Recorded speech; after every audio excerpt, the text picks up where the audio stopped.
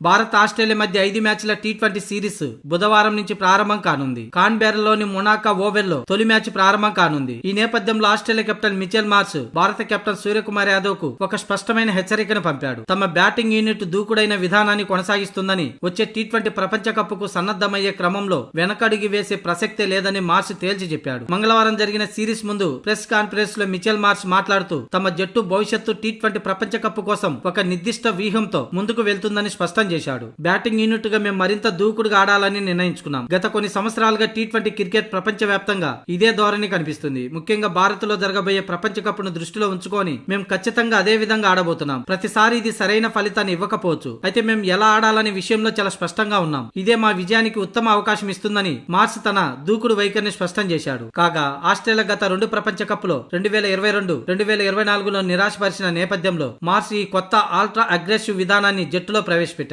వైఫల్యాలు ఎదురైనా తమ ప్లాన్ లో మార్పు ఉండదని చెప్పడం ద్వారా సూర్యకుమార్ యాదవ్ నేతృత్వంలోని యువ భారత జట్టుపై ఒత్తిడి పెంచే ప్రయత్నం చేశాడు. ఇక మార్ష్ మాట్లాడుతూ భారత జట్టుపై తనకు ఎంతో గౌరవం ఉందని తెలిపాడు. భారత్ అద్భుతమైన జట్టు, ఆ జట్టుపై మాకు గొప్ప గౌరవం ఉంది. ఈ 5 మ్యాచ్ల సిరీస్ అభిమానులకు చాలా ఉత్సాహాన్ని ఇస్తుందని అనుకుంటున్నాను. 2 పెద్ద జట్ల మధ్య ఈ పోరు చాలా సవాల్తో కూడుకొని హోరాహోరీగా సాగుతుందని భావిస్తున్నా అంటూ మార్ష్ అన్నాడు. అంతేకాదు భారత ఓపెనర్ అభిషేక్ శర్మపై మిచెల్ మార్ష్ ప్రత్యేకంగా ప్రశంసలు కురిపించాడు. అభిషేక్ శర్మ వారి ఆట తీరును సెట్ చేస్తాడు. సన్ రైజర్స్ తరపున అతను అసాధారణమైన బ్యాటింగ్ ఆడాడు. ఇప్పుడు టీమిండియా కూడా అదే విధమైన బ్యాటింగ్ కొనసాగిస్తున్నాడు. అతనికి ప్రత్యేకమైన వ్యూహాలతో మేము బరిలోకి దిగుతామని మిచెల్ మార్ష్ అన్నాడు.